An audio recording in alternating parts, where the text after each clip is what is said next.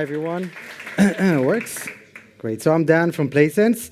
I'll start off by saying that we have a new Twitter page, so if you have any questions, feel free to tweet. So I come from a background of digital marketing, a world where there's no click made on any website without the website owner knowing exactly where that click was made, where that customer came from, where he's going, and every piece of information needed to know about his journey. This created a very powerful online world that also created the word that we know as the retail apocalypse. But I see it as a retail revolution. It's a retail revolution, it's a real estate revolution, and it's a revolution in the world of physical foot traffic. We're solving a problem of lack of information for any businesses relying on physical foot traffic. Up to now, working on gut feelings, not really knowing where their customers or the potential customers are coming from. And to make this clearer, I'll start with a use case speaking about Edeka. We know that Edeka closed almost 300 stores annually because of lack of information. I'll take one use case, which is expansion. Up to now, if Edeka wanted to expand into a new location in downtown Hamburg, they would send out surveys, they would send out people to count manually, they would ask municipalities, statistical institutes, but in a way they use methodologies that have not changed in the past 100 years. And we're planning to disrupt just that. From now on, all Edeka would need to do is input an address anywhere in the world. Happens to be that this address is in a close proximity to Ereve, their biggest competitor, so let's add them also to the report.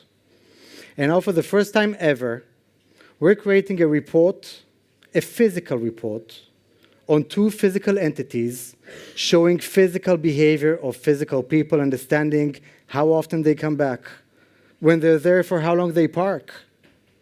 We can extrapolate this data and get an understanding for the exact amount of people in every location and where they come from. And you know what? That's not it. We also know their gender, income level, if they have kids, if they have pets. We can understand how they arrived to a certain location. Was it with a car, with a bike, with a bicycle? And I know definitely here in Germany, you're sitting in your seat saying, hey, Dan, that's a little too much. And we know, it is a lot. I call this the privacy paradox, because on one hand, you may say, Dan, this is too much, but on the other hand, a lot of you business decision makers are interested in receiving this data to know much more about the potential assets. But on the other hand, data privacy is not just a buzzword anymore. It's not a trend. It's a make or break of any existing business. I'll explain to you how we solve this, but before going to that, one important statement, which is that aggregating and anonymizing data is not enough. And I'll give a use case to explain why this is not enough, speaking about a company you all know, Netflix. Netflix created or had a very interesting hackathon a few years back, where the main goal of the hackathon was to predict a rating of a movie. So in order to do that, they gave data sets of 100,000 ratings from Netflix, and gave it out to developers to go onto that hackathon. But Netflix wanted to keep watch and guard of their customers, so they anonymized the data and said, go ahead. Two of the developers said, oh, that's very interesting, and took information from IMDb. IMDb is a rating website. In order to rate a movie on IMDb, you must put in your credentials. They linked both data sets. One was anonymized, one was irrelevant, and we're able to come back to Netflix and say, hey, thank you for the data set. Now we also know who your users are. So by saying that, we understand that aggregating and anonymizing is not enough, and let's see what we do. We created a new algorithm that we call contextual privacy, where we know people, but not the individuals. We take the same data sets and change them, but make small changes. Small changes that make a total disconnection between the persona and their data. But because we're in the world of statistical information, the statistical information stays with no change. Meaning that before or after the change, The statistical information is the same.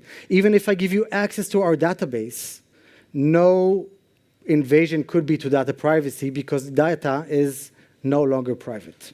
Now, I guess your next question is, okay, where do you bring the data? So we created technology that lives on this supercomputer that all of us have in our pocket, and we know how to make sense of the sensors. I'll give just one example, and that's the accelerometer.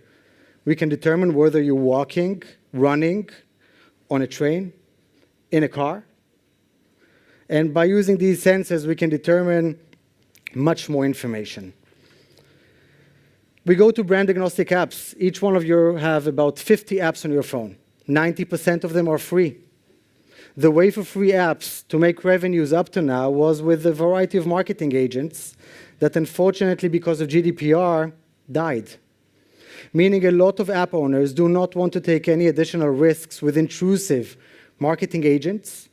And we're now coming to these app developers and offering them a new revenue stream, a revenue stream that's not just GDPR compliant, but it's a revenue stream that allows them to monetize their data without jeopardizing or risking their data in any way. Currently, with over 650 million users from a variety of apps just waiting to put this technology, and a lot of players in the world of physical foot traffic and different verticals that are interested to get insights for locations anywhere in the world. My great founding team, I spoke about myself enough, Avi and Ofer, both came from leading companies in app monetization companies. They fully understood the problems and the challenges and the opportunities that now Placense give to the world, and on the other hand, give also to app developers to sell their products. Very happy to answer any of your questions, either offline or on Twitter or anywhere else. Thank you very much for your time. It was a pleasure being here. Bye-bye.